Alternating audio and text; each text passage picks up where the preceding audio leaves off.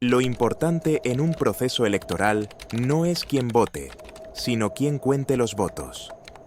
Juan Vicente Gómez, exdictador venezolano, citando a Joseph Stalin, quien consolidó su poder en la Unión Soviética en las décadas 1920 y 1930. No puede dejarse de proclamar la victoria de un pueblo noble, quien con votos dijo «no más» a una dictadura opresora y disfrazada, llamando a elecciones para decirse demócratas. Unas elecciones fraguadas y planificadas donde se tenía de antemano un informe fabricado con cifras ganadoras antes de darse el hecho. Este pueblo, mi país, necesita ser libre de cuerpo, mente y espíritu. Encerrado, hambriento y torturado pidió justicia y cambio mediante el voto. Les comento cómo llegó este narcotraficante y torturador a dirigir un país hermoso, con riqueza humana, mineral y natural, saqueada por los narcosoles que ahora son llamados defensores de la soberanía de mi pueblo. ¿Cómo llegó este adefesio de Nicolás Maduro al poder y convertirse en presidente de la República Bolivariana de Venezuela? Aterrizó en el año 2013, cuando el moribundo presidente Hugo Rafael Chávez Frías lo nombra su sucesor, óigase bien, sucesor, como cual monarquía, pasando por todas las leyes constitucionales del país. Después de declararse la muerte de Chávez, a los 3 días, el 8 de marzo del 2013, la Sala Constitucional del Tribunal Supremo Justicia lo declara presidente encargado y tras unas elecciones presidenciales fraudulentas, el 14 de abril del 2013, Maduro es proclamado presidente constitucional de Venezuela. Desde los 10 años del poder de Maduro, 2013-2023, se han reportado más de 45.000 violaciones a los derechos humanos y al menos 10.000 ejecuciones extrajudiciales por parte de las fuerzas de seguridad. Se han documentado torturas, tratos crueles a mujeres. Se recuerda a la jueza Afiuni, la llamada presa de Chávez, y jóvenes. Esta década del gobierno chavista, madurista, se ha caracterizado por el control de todos los poderes públicos por parte del Ejecutivo. Se ha visto que en la única oportunidad que pudo la oposición tomar el control del poder legislativo, Asamblea Nacional, fue en el 2017, tras una mayoría abrumadora de votos. Pero, la aplanadora chavista creó una asamblea constituyente por encima del órgano legislador, esto con anuencia de los demás poderes y con el apoyo de la Fiscalía en ese entonces, Luisa Ortega Díaz, cómplice de ese exabrupto. En las elecciones con Capriles como líder opositor, no se pudo comprobar el fraude porque todo estaba secuestrado por los funcionarios del gobierno. Las Fuerzas Armadas y los colectivos armados en combinación con el Poder Judicial, silente y presto a defender a los sicarios del pueblo, se convirtieron en los garantes del fraude electoral. Venezuela, un país sumido en la incertidumbre y el miedo, ha sido testigo de una de las elecciones más controvertidas de su historia. El 28 de julio de 2024 no solo marcó el fin de una campaña llena de tensiones, sino también el inicio de una serie de eventos que han sacudido al país hasta sus cimientos. El día de las elecciones. Desde tempranas horas, los ciudadanos acudieron a las urnas con la esperanza de un cambio. Pero, entre gallos y medianoche, como es costumbre del CNE, el presidente del CNE, Elvis Amoroso, tramposo, aseguró que con un 80% de las mesas escrutadas y con una tendencia contundente e irreversible, Maduro fue reelecto para un tercer mandato con 5 millones de votos, un 51,20%. El líder opositor, Edmundo González, por su parte, habría logrado 4.400.000 votos, un 44,2%, denunciando un hackeo cibernético por lo que las actas no fueron transmitidas. La oposición, sin embargo, denunció irregularidades tras una jornada con una alta participación, la cual se ubicó en el 59%, según el primer boletín ofrecido por el organismo electoral, el cual está controlado por el oficialismo. Ese 28 de julio del 2024, sin la fallecida Tibisay Lucena, presidenta del CNE, con un Elvis Amoroso sin la pericia de la anterior, y con un bloque inteligente, planificador y con un pueblo cansado de tanta humillación dirigido por la Plataforma Unitaria bajo la conducción del liderazgo de la Dama de Hierro María Corina Machado y el poder seductor de González Urrutia, sus triquiñuelas de siempre estaban fríamente calculadas. No pudieron lograr hacer su fraude de costumbre. El dictador apela a su Tribunal Supremo de Injusticia para validar su estrategia ganadora. Ante todo esto, me pregunto, ¿cómo pudo Amoroso escrutar las actas? ¿De dónde sacó las cifras? Pero el 29 de julio proclaman a Maduro presidente de Venezuela. ¿Cómo fueron cifras irreversibles si aún quedaba un 20% sin escrutar? ¿De dónde sacó los votos? Esto corroborado por un testigo de uno de los participantes como candidato presidencial, quien denunció que el informe de ese resultado no salió de la sala de escrutinio. Sin embargo, la sombra del fraude y la manipulación se cernió sobre cada voto emitido. La desconfianza estaba en el aire, pero pocos podían prever lo que ocurriría después. El horror desatado. Apenas horas después de que se anunciaran los resultados, las calles se llenaron de terror. Según reportes de varios medios, incluyendo El Mundo, se registraron asesinatos y desapariciones forzadas. La oposición, liderada por María Corina Machado, denunció la brutal represión que comenzó a desatarse en las principales ciudades del país. Secuestro, tortura y horror.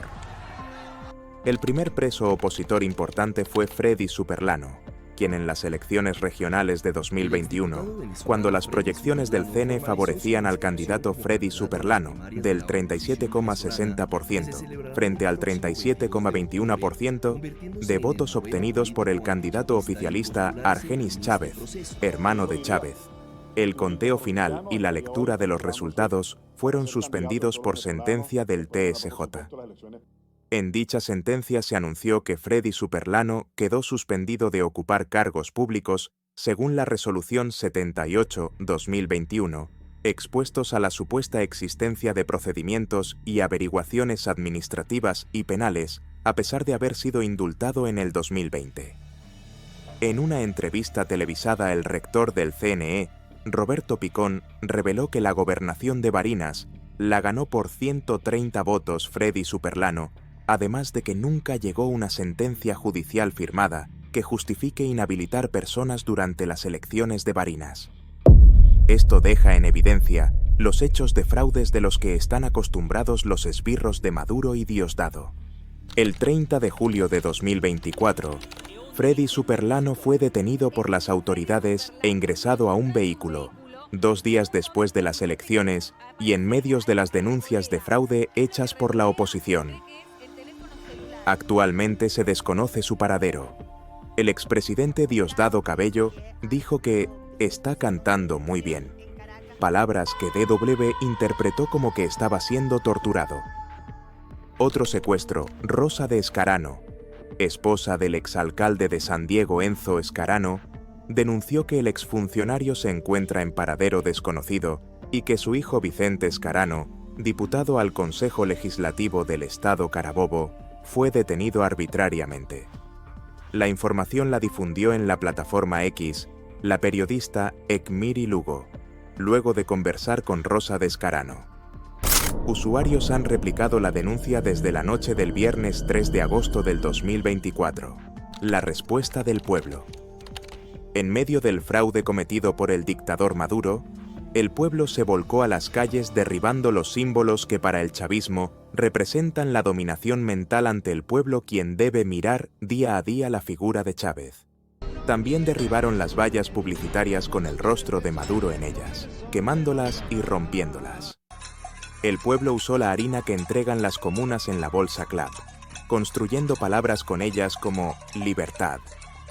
Muchas de ellos, a esta hora detenidos, incluso una señora mayor quien le mostró a Maduro a través de las redes sociales que se cansó de comer lo que alimenta a un cerdo.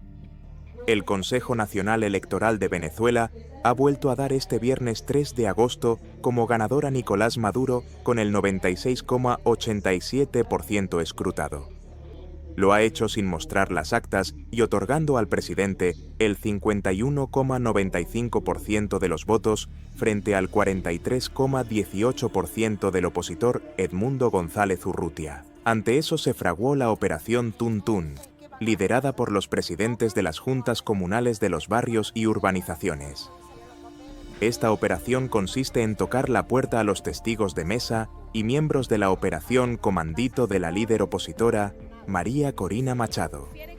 Asimismo, bajan de los autos a quienes piensan distinto, les quitan los teléfonos y los llevan detenidos para torturarlos, demostrando con ello la guerra psicológica que mantienen ante un pueblo que decidió pensar distinto y terminar con la barbarie, robo, terrorismo, narcotráfico y asesinatos que impera en este régimen chavista.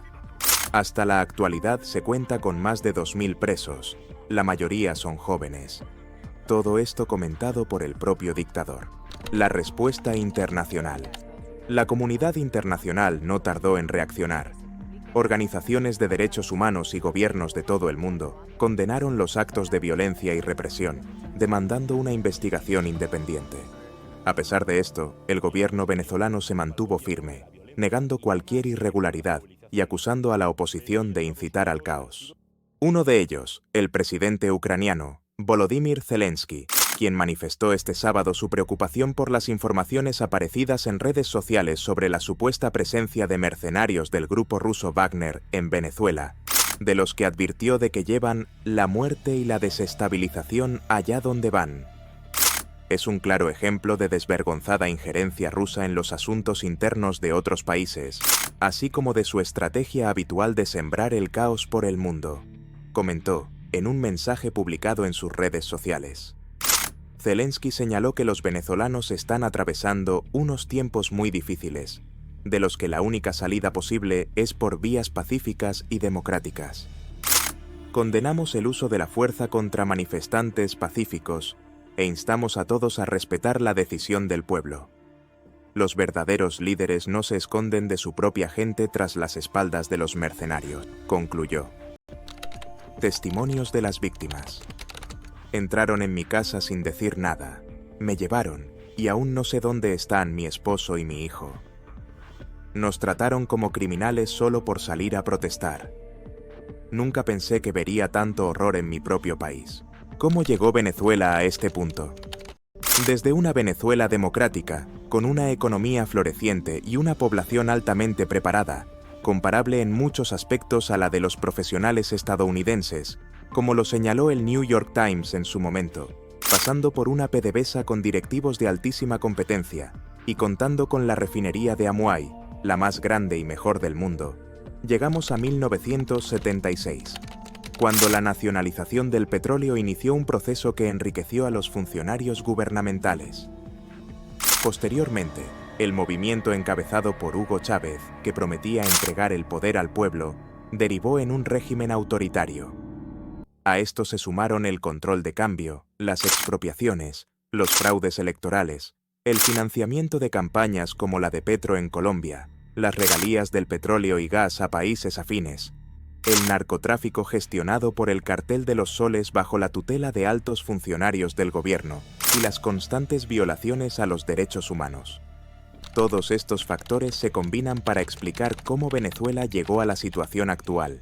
En este contexto, los llamados aliados del gobierno de Maduro, como Petro, Lula y Andrés López Obrador, han manifestado un apoyo aparente a la oposición, aunque en realidad no es sincero, ya que mantienen compromisos con el gobierno venezolano. Estos líderes, que respaldan los ideales izquierdistas del chavismo, han votado en contra de las solicitudes para que el gobierno dictatorial entregue las actas ante la OEA, lo que evidencia que tienen mucho que perder. El presidente de Chile, quien también comparte ideas de izquierda, ha adoptado una postura más coherente con la realidad venezolana, distanciándose del chavismo sin renunciar a su ideología.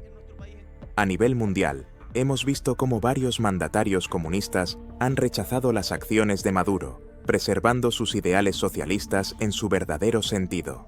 Venezuela permanece atrapada en la oscuridad, con un futuro incierto y un pueblo que clama por justicia.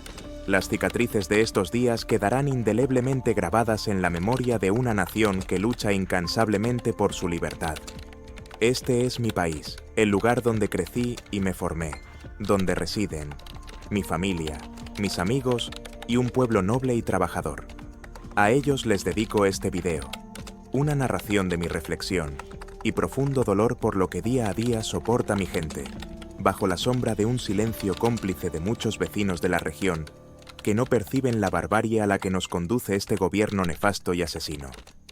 Una cruel guerra respaldada por países aliados al régimen, como Rusia, Irán y China, que amenaza con destruir lo que queda de nuestra patria.